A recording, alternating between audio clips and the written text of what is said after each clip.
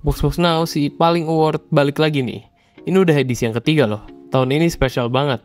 Kalau biasanya kita ngajakin teman-teman konten kreator F1 buat nentuin siapa aja yang dapat, di tahun ini kita ngajakin lu semua teman-teman member Box Now buat bikin konten ini. Jadi siapa yang menang di award kita tahun ini adalah semuanya pilihan dari teman-teman member Box Now. Gimana bisa? Ya bisalah pokoknya. Makanya join member biar kita bisa seru-seruan bareng. Penasaran gak sih lu kayak apa ya hasil dari pilihannya? Ada kejutan gak ya buat award tahun ini? Langsung kita gas aja lah. Cita-cita F1 untuk ngegelar 24 balapan akhirnya tercapai di musim ini. Sebelumnya di tahun-tahun kemarin selalu gagal dengan rencana 24 balapannya. Musim ini semua seri akhirnya beneran terlaksana dan gak ada lagi balapan yang di-cancel dengan alasan apapun. 24 race jelas bukan angka yang sedikit. Kalau dihitung dengan libur tengah tahun dan awal musim, itu artinya F1 balapan hampir tiap minggu. Dan ingat juga, kita punya 6 balapan sprint tahun ini, jadi total jumlah nggak resminya ada 30 balapan. Tapi gue sih cuma nganggep yang 24 aja ya, dan nggak bikin balapan sprint sebagai kategori sendiri. Karena kalau gue pribadi, sampai sekarang pun masih ngeliat balapan sprint ini sebagai sesuatu yang sebenarnya ya nggak ada juga nggak apa-apa, dan nggak nyariin juga. Oke lah, dengan total 24 balapan ini tentu banyak banget pilihan.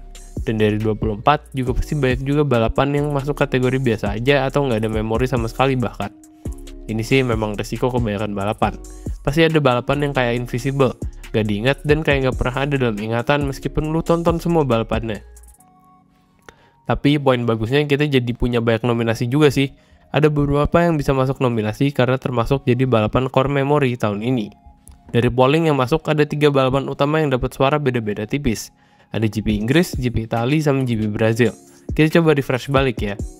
Di GP Inggris 2024 ini punya elemen yang bisa bikin memorable. Track legendaris, balapan kondisi hujan kering, dan hasil race yang gak ketebak. Selama balapan juga seru. Di posisi 5 besar itu banyak perubahan posisi gara-gara kondisi track yang berubah-ubah sepanjang balapan. Ya, salah satu resep seru di F1 itu emang kondisi cuaca. Kalau cuacanya hujan kering pasti deh banyak drama pit stop persis kayak GP Inggris ini. Dan udah tentu, faktor Lewis Hamilton yang jadi pemenang juga ngebuat GP Inggris tahun 2024 ini jadi memorable. Kalau ini kejadian di tahun 2019 sih, pasti orang bosan yang ngeliat Hamilton menang. Tapi karena dia udah hampir 3 tahun gak menang di F1, ini ngebuat kemenangannya jadi super epic. Plus ada rekor yang dipecahkan. Hamilton jadi pembalap pertama yang bisa menang 9 kali di track yang sama di F1. Semua ini akhirnya ngebuat pantas kalau GP Inggris jadi salah satu balapan terbaik musim ini. Yang kedua ada GP Italia. Salah satu yang bikin GP ini kepilih menurut gue karena hasilnya nggak ketebak. Jadi di GP ini kan ada 3 tim yang punya pace mirip-mirip, McLaren, Ferrari, dan Mercedes. Bisa dibilang sama-sama ngebut kemarin di Monza, terutama Ferrari dan McLaren. Red Bull di mana? Red Bull skip dulu, lagi nggak ngebut. Verstappen aja nggak tahu di mana. Nah, karena banyak yang ngebut kan jadi seru. Pada saling overtake dan di lap-lap awal banyak banget duel-duel tipis yang hampir pada senggolan dan nabrak. Tapi yang paling bikin seru sih emang pas di bagian battle antara McLaren dan Ferrari. Battle-nya beneran saling salip dan juga adu strategi. Biasanya kan kalau ngomongin strategi Ferrari, sering caur daripada enggak. Cuman di balapan kali ini, keputusan Leclerc yang pilih sekali pit stop ternyata berbuah manis. McLaren dua-duanya pilih 2 kali pit, ternyata strategi golongnya Leclerc malah bisa bikin Ferrari jadi menang lagi di Monza. Meskipun ya lumayan deg-degan lah ya 10 lap terakhir ngelihat Leclerc diuber-uber Piastri. Tapi akhirnya jadi hari yang indah buat tifosi dan kelihatannya sih begitu juga buat sebagian besar teman-teman member di sini. Baik yang sepakat pilih GP Italia ini sebagai race terbaik musim ini. Namanya juga menang, ya nggak? Lanjut, ada GP Brazil yang diam-diam jadi paling memorable. Ini balapan thriller sih. Salah satu yang bikin seru adalah bumbu sebelum balapannya. Jadi kan sebelum GP Brazil ini posisi Verstappen di kejuaraan ada di titik kritis. Verstappen udah nggak menang di 10 balapan terakhir. Nggak cuma nggak menang bahkan, podium aja udah jarang. Kondisi ini ngebuat Norris yang ada di posisi 2 bener-bener punya peluang buat mengkudeta Verstappen di akhir musim kalau Verstappen masih gitu-gitu aja. Udah gitu RB20-nya juga udah kalah kebut sama mobil McLaren, tapi pas banget di Brazil ini balapan dalam kondisi hujan. Di kondisi hujan keunggulan mobil jadi kerisat, skill pembalap lebih berperan. Nah disinilah Verstappen beneran kasih statement kalau dia itu jadi juara dunia bukan cuma karena mobil aja. Start dari posisi 12 kayak nggak ngaruh buat Verstappen. Dan sepanjang balapan itu beneran.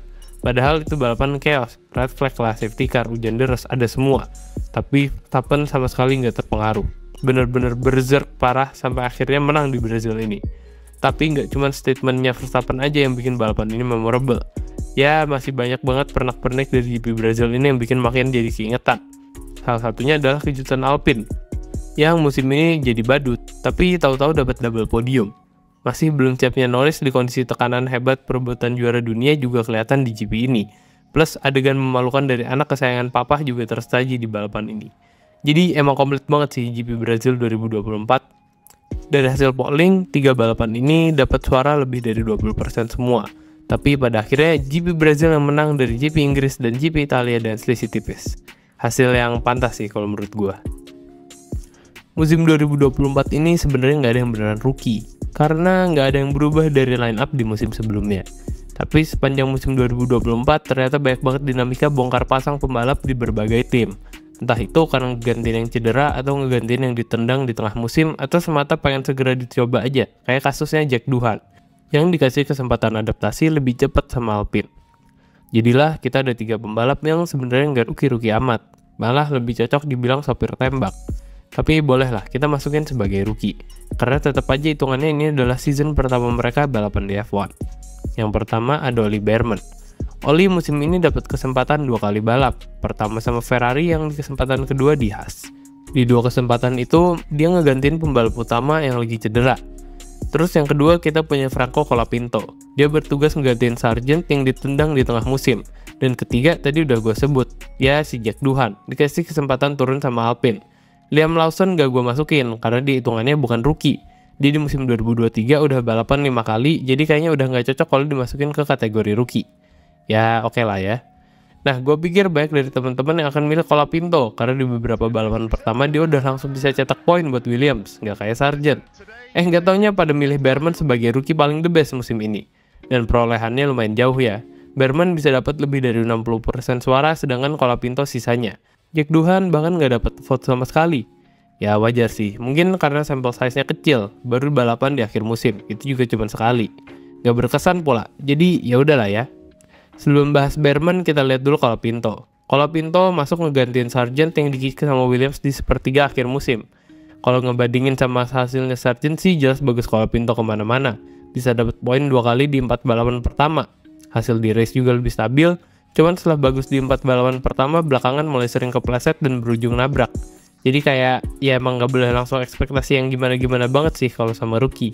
Di satu sisi, ternyata hasil bagus Bearman bareng Ferrari pas gantiin sites di Arab Saudi udah cukup meyakinkan lu buat milih Bearman. Kalau kita ingat lagi, Bearman di GP itu bagusnya adalah dia bisa recovery dari hasil kualifikasi yang kurang bagus. Dia kan gak lolos Q3 pas quali, jadi cuma start dari posisi 11. Tapi di balapan dia bisa naik ke posisi 7 dan bisa tampil meyakinkan sepanjang balap. Di balapan juga dia beberapa kali bisa duel dengan bersih.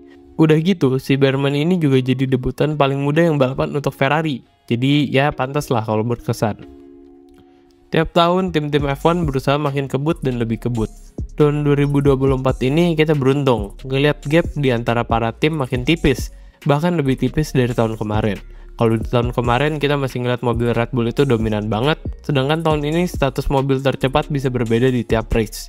Di awal musim RB20 masih yang paling kebut, tapi nggak lama kemudian MCL38-nya McLaren jadi yang paling kebut di grid.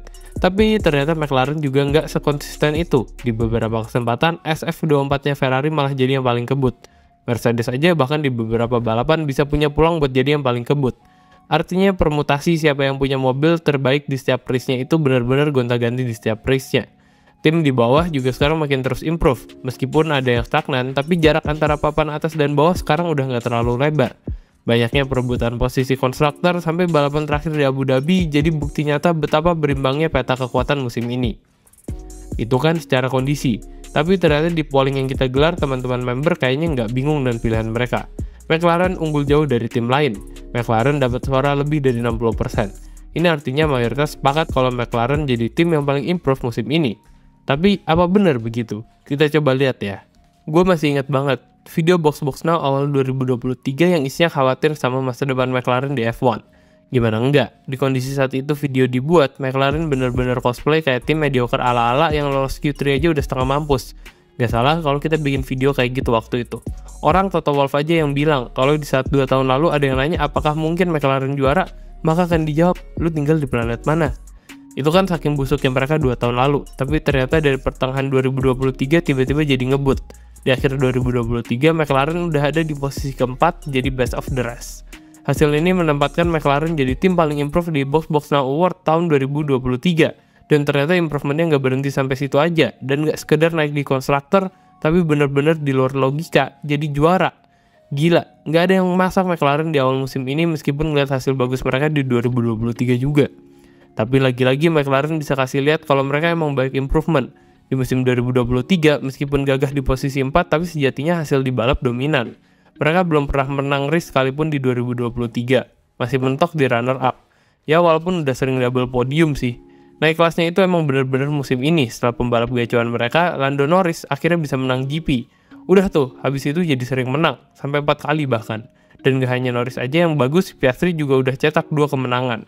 Ya, tanpa mengecilkan McLaren, kalau boleh jujur meskipun tim ini udah banyak improve, tapi sebenarnya sih masih banyak ruang buat improve.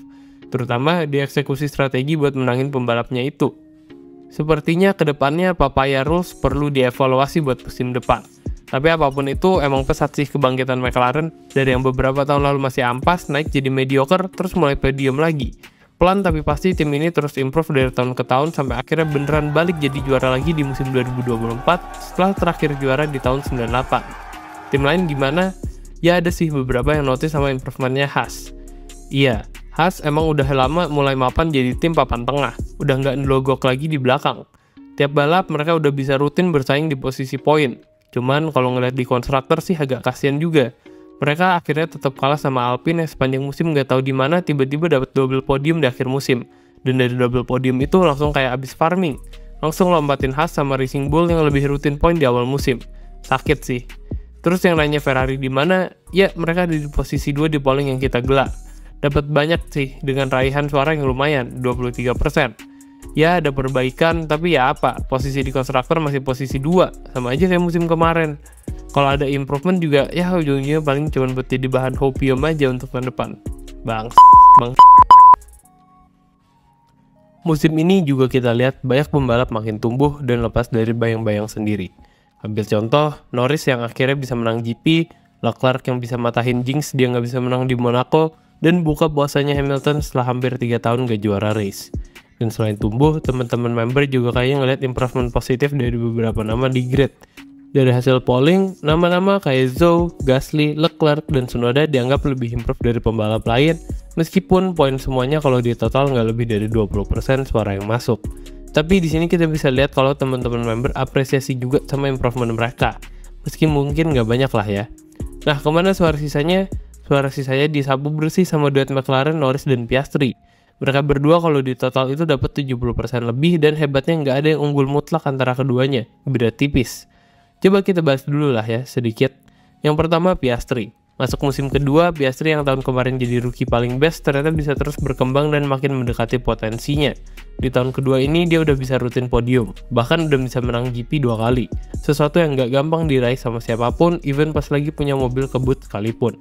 Ya meskipun ada drama lalala lilili pas dia menang GP pertama kali, tapi tetap aja menang ya menang. Toh dia juga udah buktiin kalau musim ini makin matang dan bisa beneran jadi tim player buat timnya, dan bisa sumbang poin konsisten. Sesuatu yang bikin McLaren akhirnya bisa ngunci konstruktor musim ini, yaitu dua pembalapnya sama-sama rutin cetak poin, gak ada yang ngegendong sendirian.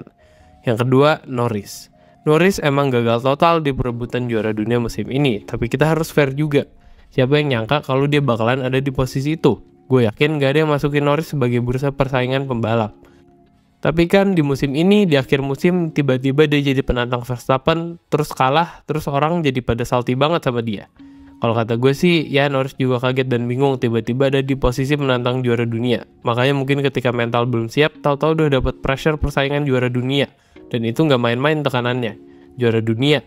Wajar lah kalau dia kena mental. Tapi lepas dari itu, sebenarnya ini momen bagus buat Norris belajar dan improve. Improve dari segi mental terutama. Karena kalau dari segi skill sih, Norris udah kasih tunjuk kalau dia bisa jadi pembalap nomor 1 di tim. Tinggal ya itu tadi, ngasah dari sisi non-teknis dan mental. Tapi intinya musim ini musim yang transformatif kalau kata gue buat Norris. Dari yang pembalap muda hahaha, jadi pembalap yang lebih siap buat bersaing di papan atas.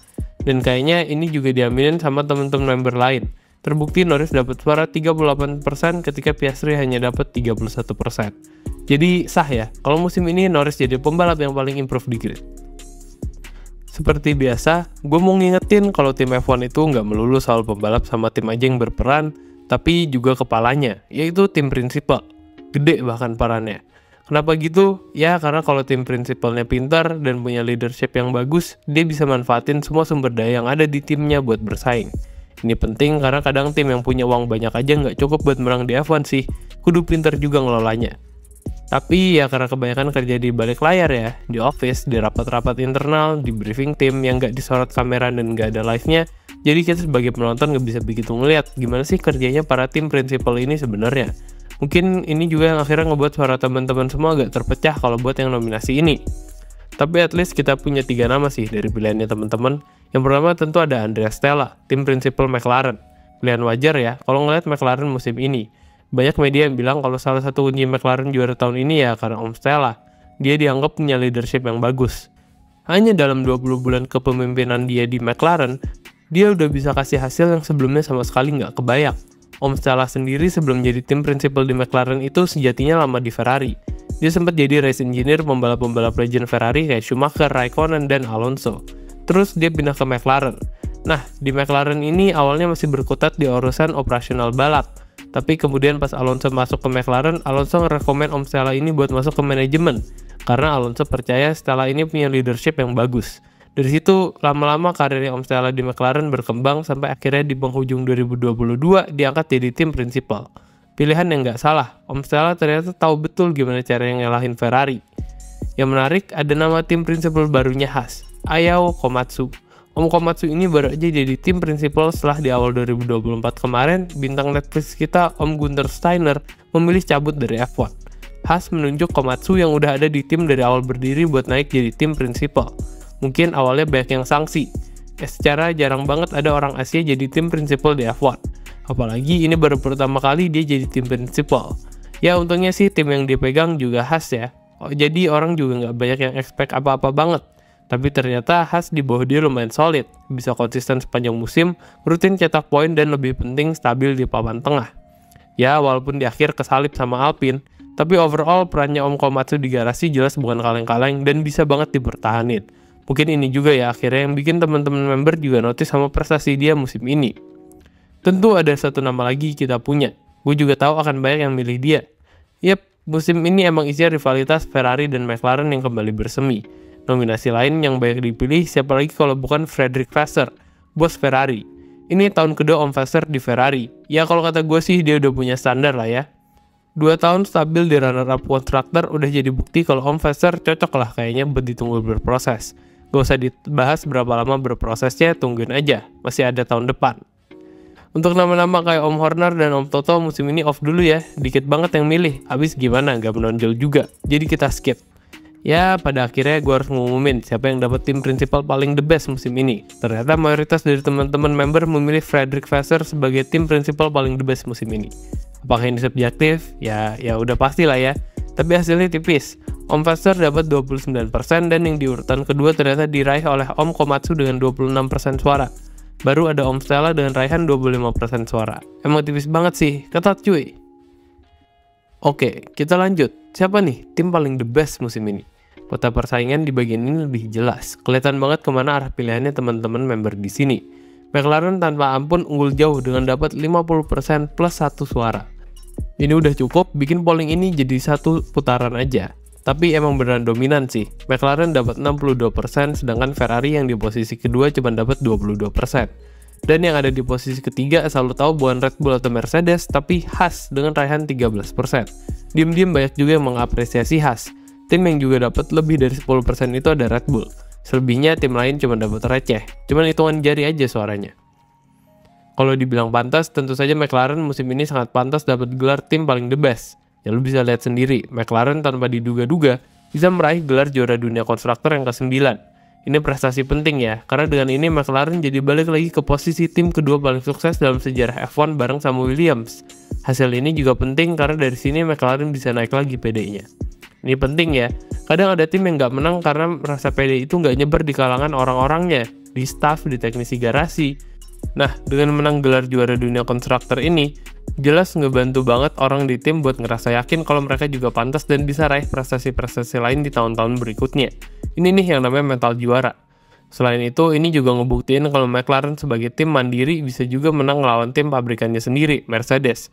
Makanya gelar konstruktor mereka tahun ini penting banget. Dan hebat juga McLaren bisa bertahan dari Ferrari di akhir musim. Ini krusial ya, karena andai mereka kesalip sama Ferrari di akhir musim, hampir pasti mental mereka jadi jeblok. Karena mereka udah ngerasain kalah di perebutan juara dunia pembalap. Overall sih, McLaren sebenarnya nggak yang terlalu dominan juga musim ini. Masih banyak banget room to improve. Selain di saat yang sama juga kompetitor lagi limbung, terutama Red Bull. Tapi sekali lagi, menang mah menang aja. Dan yang lebih penting juga, hasil menang musim ini bisa banget jadi awal buat ngebalikin McLaren ke posisi sebagai tim papan atas. Tim lain gimana? Ya tim lain kayak tadi gue bilang, poinnya jauh banget udah sama McLaren. Dan musim ini kayak semuanya punya kurangnya masing-masing sih. Ferrari kadang kebut, kadang kayak nggak tahu di mana. Padahal musim ini bisa menang 4 kali, menang 1-2, 2 kali. Podium juga paling banyak dibandingin tim-tim lain, 22 kali. Lebih banyak dibandingin McLaren. Tapi tetap aja nggak menang juga. Ya habis apa? Sekalinya bego, bego banget. Kayak misalnya di Leclerc di Silverstone atau kayak di Qatar kemarin pas Sainz nggak disiapin ban. Kentang. Red Bull tahun ini ya gitu, bener-bener digendong sendirian sama Max. Perez bener-bener fix cuma jadi beban tim dari GP Miami sampai habis. Isinya nestapa semua, balapan Perez. Gak usah dibahas lah, tapi intinya mah Red Bull tahun ini berantakan. Jauh dari kata tim paling the best. Haas pilihan berikutnya lebih pantas disebut sebagai oke aja. Karena lagi-lagi meskipun konsisten, tapi pada akhirnya tetap aja nggak maksimal karena kesalip sama Alpine di akhir musim. Sedang tim lain kayak Mercedes, Aston Martin, Williams, Alpine, Racing Bulls, dan Sauber juga ya biasa aja lah, nggak istimewa. Kesimpulannya McLaren tahun ini jadi tim yang paling pantas buat menyandang gelar tim paling the best. Kayak tadi gue bilang, musim ini nggak ada tim yang benar-benar perfect dari awal sampai akhir. Tapi justru ini sebenarnya jadi kunci yang bikin musim ini jadi seru. Karena itu juga musim 2024 ini jadi banyak banget kejutannya. Awal musim sih mikirnya, wah bangke, boring nih isinya, bakalan Verstappen spam Wilhelmus sepanjang musim. Taunya enggak, taunya malah banyak rekor yang nggak pernah terjadi sebelumnya terjadi. Kayak misalnya, ada 7 pembalap yang menang minimal 2 kali di musim ini. Ini rekor sih, karena sebelumnya nggak ada kondisi kayak gini. Jangan kan kayak gini ya, ada 7 Grand Prix winner semusim aja udah banyak. Ini lagi, semuanya bisa minimal 2 kali menang. Artinya kan kompetitif banget musim ini. Ada Ceko nggak sebelangsak itu sih, ini rekor bisa lebih tajam lagi, dengan punya 8 juara yang berbeda. Tapi kan ya pelatih tidak bermain. Oke lah, akhirnya dari rekor itu aja di musim ini kita jadi lebih susah menebak siapa yang bakalan juara di tiap balapan. Di awal musim emang masih ketebak sih, Verstappen kan. Tapi pas udah mulai Miami GP itu pelan tapi pasti peta persaingan tiap race jadi berubah. Karena tiba-tiba mobil Red Bull jadi nggak segacor itu lagi, dan mulai kesalip sama yang lain, terutama si McLaren. MCL 38 yang di awal musim masih belum kelihatan, tahu-tahu jadi mobil paling kebut. Dan Red Bull sendiri nggak cuma berubah jadi nomor 2 bahkan. Tapi mobil RB20 mereka juga udah kalah kebut sama Ferrari, bahkan Mercedes di beberapa race. Apalagi di akhir-akhir musim. Makin ketinggalan lah itu RB20.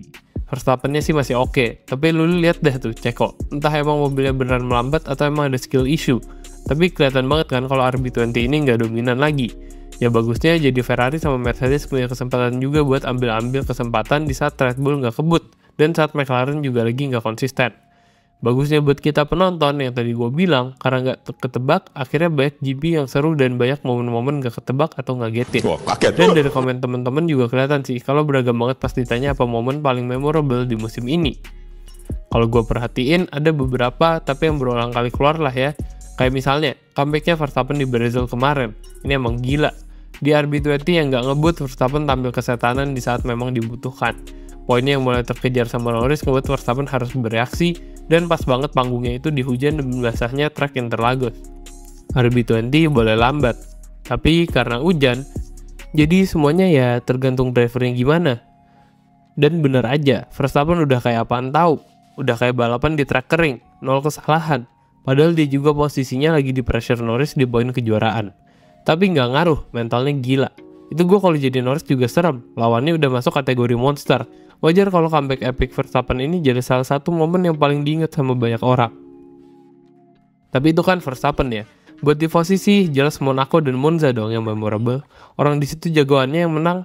Dan emang bener, banyak dari teman-teman di sini juga tifosi dan milih momen Monaco ini jadi yang paling memorable. Wajar sih, udah nggak kehitung berapa kali si Leclerc ini apes mulu kalau balapan di Monaco. Ya yang rusak lah mau start mobil, ya yang nabrak lah, yang kena penalti pas quali lah, ada aja masalahnya. Sampai-sampai banyak yang ngerasa Leclerc ini kena kutukan.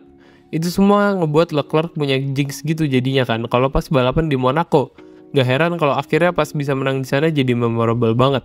Kita yang ngeliat aja bisa emosional, even lu bukan tifosi. Apalagi Leclerc-nya kan. Ini juga yang akhirnya ngebuat banyak dari lu sepakat kalau momen menangnya Leclerc di Monaco ini jadi spesial. Bahkan mungkin lebih spesial dari pas dia menang di Monza. Ya bukan yang pertama sih dia menang di Monza, itu mungkin yang ngebuat kemenangan di Monza nggak jadi core memory. Ada sih dari lu yang nge-mention Sainz sama Behrman, tapi ya cuma 1-2 orang. Jadi buat tifosi, mungkin momen paling memorable musim ini adalah menangnya Leclerc di home GP. Momen lain yang juga banyak keinget adalah momen menang laginya Hamilton di F1. Lebih happy-nya lagi dia menang di rumah sendiri di Inggris. Dulu mah Hamilton menang biasa, bosen bahkan. Tapi setelah lama nggak menang, gimana enggak? Sebelum menang lagi di Inggris itu dia terakhir menang di Desember 2021, udah lama banget. Gue yang bukan pendukungnya aja kadang pengen juga ngeliat dia menang lagi. Apalagi fansnya kan? Dan kelihatannya baik dari teman-teman member di sini terkesan sama comeback Hamilton di Inggris itu. Saking terkesannya ada yang bahkan bilang sampai terharu, mungkin nangis kali ya pas nonton. Tapi emang iya sih, pas mau finish itu komentatornya Crofty pas banget narasinya. He is the man who raises the bar, who raises the stats, who takes things to stratospheric levels, and he's only got 3 corners now. He can see the crowd standing and giving him that round of applause. He is ready to kickstart the celebrations. 8 times we've said it before. Here's a 9th for you. Lewis Hamilton. Keren banget. Gak salah kalau jadi salah satu momen paling memorable musim ini. Selain momen menang-menang itu juga masih banyak sih yang nge-mention beberapa momen lain. Kayak pas Norris dominan di Singapura dan Belanda, duel Norris sama Verstappen di Austria yang sampai saling senggol, dan ada juga yang keinget momen nabraknya Sainz sama Checo di Baku. Paling jauh juga ada yang inget momen downfall pertama Red Bull musim ini, yaitu pas kampas rem Verstappen kebakar di Australia. Alpine double podium di Brazil juga momen yang lumayan memorable. Ada juga momen-momen geblek yang keinget banget. Yang paling keinget sih jelas pas Stroll kejebak di gravel. Itu gue juga gak bisa komen sih kalau ini parah banget. Atau pas Ferrari lupa sama bannya Sainz pas mau masuk pit. Ada aja sih emang Ferrari mah. Tapi emang harus diakui Ferrari tahun ini banyakan normalnya daripada ngebotol. Anjay, jadi bahan hopium juga buat tahun depan. Terus asiknya F1 apa juga dirayakan. Karena dari banyaknya komen yang masuk, ada yang menjadikan momen Zhou akhirnya dapat poin sebagai momen paling memorable musim ini. Tapi pada akhirnya kalau BMW memutuskan, momen Verstappen Redemption di Brazil rasanya pantas buat jadi momen paling memorable musim ini. Karena disinilah pivotal point perebutan juara dunia musim ini. Benar-benar berubah momentumnya. Dari yang tadinya Norris kelihatan punya peluang besar, langsung berubah 180 derajat. Dari sini semua orang jadi sadar, belum ada yang bisa merebut title juara dunia dari Verstappen. Seenggaknya untuk saat ini. Nah, inilah kategori yang paling ditunggu-tunggu, apalagi kalau bukan kategori driver paling the best musim ini. Dan lagi-lagi pilihan lu semua siapa lagi kalau bukan Max Verstappen. Ya seperti biasa dia lagi yang menang. Mana menangnya signifikan banget lagi, 70% lebih dari lu semua pilih Verstappen. Ini kalau pilkada mah udah menang mutlak Verstappen ini. Tapi memang susah sih ya, berharap ada driver lain yang bisa merebut tahta ini dari Verstappen. Tapi kenyataannya memang belum ada yang benar-benar pantas buat ngerebut title ini dari Verstappen. Ada yang komen gini malah, sebenarnya pengen banget nggak pilih Verstappen, tapi kok yang menang ya yang pantas dapetin gelar driver ini, yaitu Verstappen. Di musim ini juga lagi-lagi Verstappen benar-benar nunjukin kelasnya. Ketika posisinya di kejuaraan dunia udah sedikit terancam, dia bisa langsung nunjukin kalau dia emang pantas juara. Sekalipun mobilnya bukan yang paling ngebut. Verstappen tahu banget gimana caranya memaksimalkan semua yang dia punya. Momen-momen kayak Brazil 2024 itu jadi pembeda mana pembalap level juara dunia sama yang belum. Jelas PR buat siapapun yang ada di grid sekarang buat mikir gimana caranya ngalahin Verstappen ini di musim-musim depan. Karena kalau kita lihat pembalap lain yang ada di posisi 2 dan 3 juga, itu jomplang banget jumlah suaranya. Di posisi 2 dan 3 ada Norris sama Piastri yang dapat nggak lebih dari 10% suara lu semua. Pembalap lain nggak usah ditanya, 2 Ferrari digabung aja suaranya nggak nyampe total voting ke Piastri. Ngenes, pada nggak ngeliat apa lu Ferrari di mana di konstruktor? Ya udahlah ya. Seperti edisi-edisi sebelumnya, mari kita tutup video ini dan mendengarkan lagu kebangsaan Belanda, Wilhelmus van Nassau. Ya, kita akhiri Box Now Award tahun 2024. Asli seru banget ya bisa ngajakin lu semua teman-teman member buat join kita di video kali ini.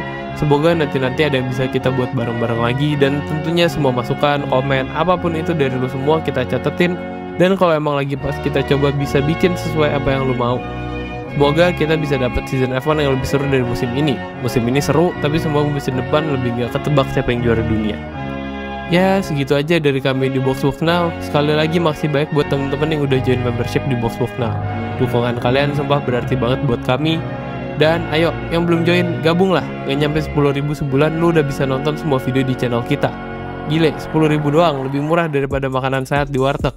Dan terakhir, makasih banyak udah nonton video ini. Jangan lupa like dan share kalau lu beneran suka. Dan sampai ketemu di video-video berikutnya. Dadah!